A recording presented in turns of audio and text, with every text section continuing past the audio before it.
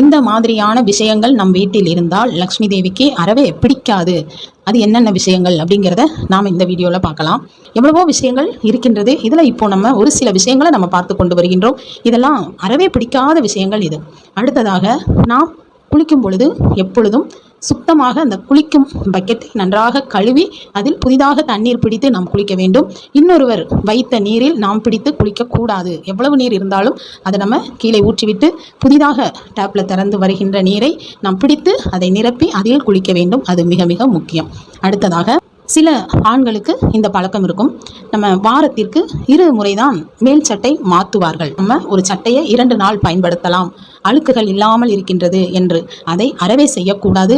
முதல் நாள் நாம் உடுத்துகின்றோம் என்றால் மறுநாள் குளித்து விட்டால் முதல் நாள் உடுத்திய ஆடையை நாம் ஒருபோதும் உடுத்தக்கூடாது. அதுவும் மிகவும் மோசமான ஒரு விஷயமாகும். இப்படி சில விஷயங்களை மிகவும் தரித்திரத்தின் சின்னமாக நாம் இதனை